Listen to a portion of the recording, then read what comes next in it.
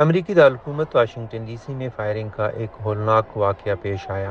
اسرائیلی سفارتخانے کے 2 اہلکار ہلاک، حملہ آور کو گرفتار کر لیا گیا ہے۔ گرفتاری کے وقت فری فلسطین کے نعرے۔ بدھ کی شام واشنگٹن ڈی سی کے کیپٹل جیوش میوزیم کے باہر اس وقت فائرنگ کا واقعہ پیش آیا جب ایک مسلح شخص نے اسرائیلی سفارتخانے کے 2 اہلکاروں کو نشانہ بنایا۔ دونوں، ایک مرد اور ایک خاتون، موقع پر ہی ہلاک ہو گئے۔ پولیس کے مطابق حملہ آور کی شناخت 30 سالہ الیاس روڈریگز کے طور پر ہوئی ہے، جو شکاگو کا رہائشی ہے۔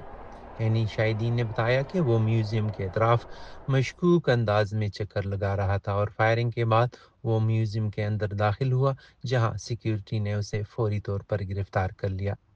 حملہ آور نے گرفتاری کے وقت بلند آواز میں فری فلسطین کے نعرے لگائے۔ صدر ڈونلڈ ٹرمپ نے واقعے کی شدید مذمت کی اور کہا یہودی برادری کو ایسے ناقابل برداشت تشدد کا سامنا نہیں کرنا چاہیے۔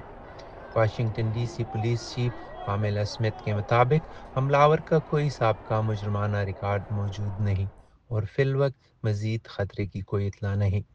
اسرائیلی صدر آئزیک ہرزوگ نے اس حملے کو یہود دشمنی پر مبنی دہشت گردی قرار دیتے ہوئے کہا کہ اسرائیل امریکہ کے ساتھ مل کر انصاف کی فراہمی کو یقینی بنائے گا۔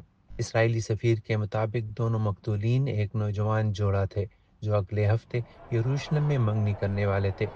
امریکی محکمہ انصاف اور محکمہ داخلہ نے واقعے کی مکمل تفتیش اور دہشت گردی کے پہلو سے جائزہ لینے کا اعلان کیا ہے۔ فضل اللہ، نیوز 47، نیو یارک۔